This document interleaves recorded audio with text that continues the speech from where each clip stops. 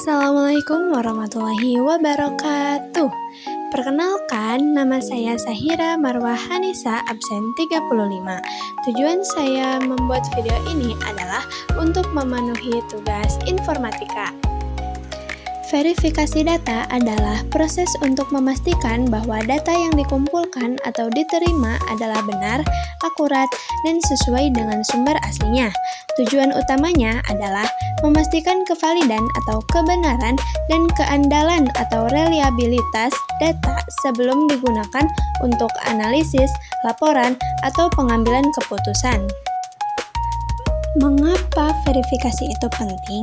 Yang pertama, mencegah penyebaran hoaks atau berita palsu yang tersebar di internet dapat menyebabkan kebingungan, ketakutan, atau bahkan konflik sosial.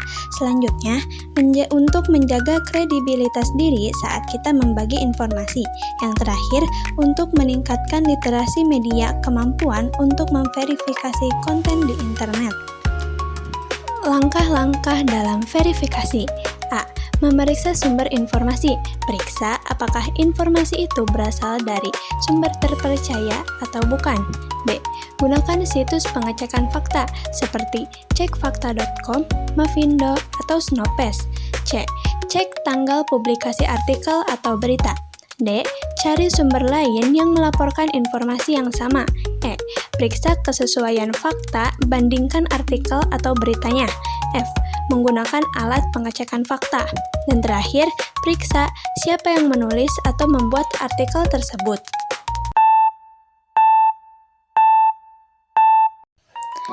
Sekarang kita bisa mengetahui verifikasi dengan membandingkan mana berita hoaks dan valid.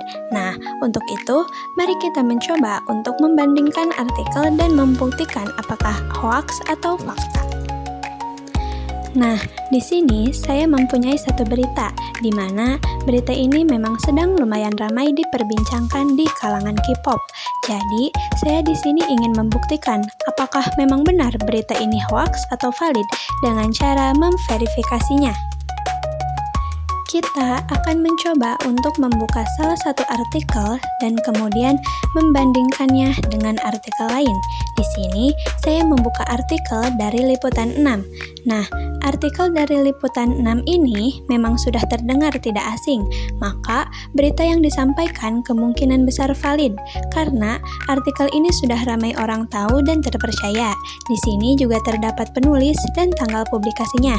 Tetapi, dalam artikel ini, penulis mencantumkan gambar member yang sudah lama, bukan dari hari pada mereka konser. Selanjutnya, saya membuka artikel dari Tempo.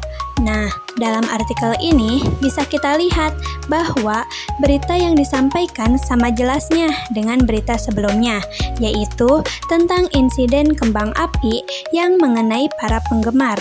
Namun, pada berita ini mungkin cukup lebih detail karena menyebutkan orang yang terkena kembang api itu beserta dengan akun X orang yang mengomentari postingan Pledis bahwa agensi Seventeen tidak teliti dan tidak memedulikan penggemarnya. Pada intinya, dalam kedua berita ini sama-sama memang membahas tentang insiden kembang api saat konser. Dan dapat kita ketahui bahwa dari kedua berita tersebut tidak ada pernyataan yang menyebutkan bahwa salah satu beritanya hoaks. Berikut juga disertakan bukti-bukti yang terkait dengan kedua berita itu dari Instagram, Twitter, X, dan beberapa postingan dari para member dan agensi. Jadi, intinya, kedua berita ini tidak hoaks, tapi valid, karena sudah dibuktikan dengan bukti-bukti yang cukup banyak. Mungkin cukup sekian video penjelasan dari saya mengenai verifikasi. Wassalamualaikum warahmatullahi wabarakatuh.